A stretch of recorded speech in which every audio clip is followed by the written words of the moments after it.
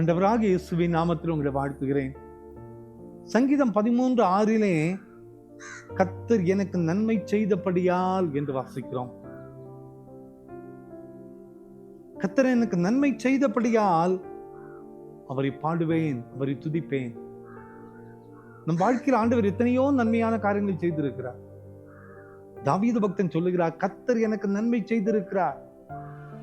இந்த வார்த்தையை சொல்லக்கூடிய தாவீது எப்படிப்பட்ட நிலையில இருந்தால், அவனுடைய வாழ்க்கை வனாந்திர வாழ்க்கை தான். இந்த தாவீதுடைய வாழ்க்கை யுத்தத்திலேயே கழித்த ஒரு வாழ்க்கை தான். போராடி போராடி சோர்ந்து போன ஒரு வாழ்க்கை தான்.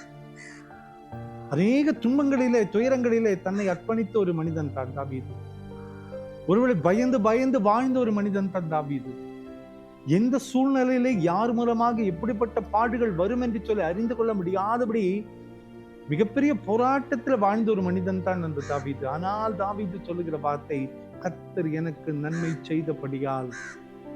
பாருங்க, இன்னைக்கு நம்ம துன்பத்தின் மத்தியிலே, துயரத்தின் மத்தியிலே, உடைவின் மத்தியிலே, வேதனையின் மத்தியிலே கர்த்தர் எனக்கு நன்மை செய்தார் என்று நம்மால சொல்ல முடியுமா? சொல்லணும். அது சொல்லுகின்ற பொழுதுதான் கர்த்தருடைய வழிநடத்தலை அறிந்து கொள்ள முடியும். பாருங்க, இத்தனை துன்பங்கள், இத்தனை துயரங்கள் என்னை சுற்றி வந்தாலும் கூட, இந்த துன்பங்களோ துயரங்களோ என்னை சேதப்படுத்த விடவில்லை ஆண்டவர், என்னை கைவிடவே இல்லை. இந்த துன்ப துயரங்கள் என்னை ஒன்றும் பாதிக்கல, ஏன்னா ஆண்டவர் என்னை பாதுகாத்து கொண்டே வருகிறார். அந்த தாவீது பக்தனுடைய நம்பிக்கை. எனவேதான் கர்த்தர் எனக்கு நன்மை செய்தபடியால் அவரை பாடுவேன் என்று சொல்லுகிறார். அன்பான குடும்பத்தின் மக்களே, இந்த உலக வாழ்க்கையிலே அநேக துன்பங்களும் துயரங்களும் உடைவுகளும் வனாந்திர வாழ்க்கையும் வேதனையும் கண்ணீரும் கவலையும் நிறைந்த வாழ்க்கை தான் இந்த வாழ்க்கை. ஆனால் ஒரே ஒரு காரியம், இவெல்லாவற்றின் மத்தியிலையும் கர்த்தர் எனக்கு நன்மை செய்தார், செய்து கொண்டிருக்கிறார் என்று நாம் அறிக்கை செய்கின்ற பொழுது அதுவே மிகப்பெரிய விடுதலையாய் மாறிவிடும்.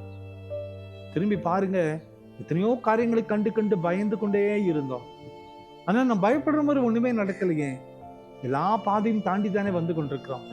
இது ஒரு விதத்துல கர்த்தர் நம்மை நடத்தி தானே வந்தாரு. அதான் தாவீது சொல்லுகிறார், கர்த்தர் எனக்கு நன்மை செய்தபடியால் அவரை பாடுவேன். நீங்களும் நான் அதை சொல்லணும். கர்த்தர் எனக்கு நன்மை செய்திருக்கிறார், எனவே அவரை பாடுவேன். இந்த நம்பிக்கையோடு இந்த வார்த்தையை நாம் சொல்லிக் கொண்டிருக்கும் போது, நாம் தாண்டி செல்ல வேண்டிய பாதைகள் எப்படிப்பட்டதாக இருந்தாலும் கூட தாண்டி செல்லக்கூடிய தைரியத்தையும் பலத்தையும் கர்த்தர் நமக்கு தருவார்.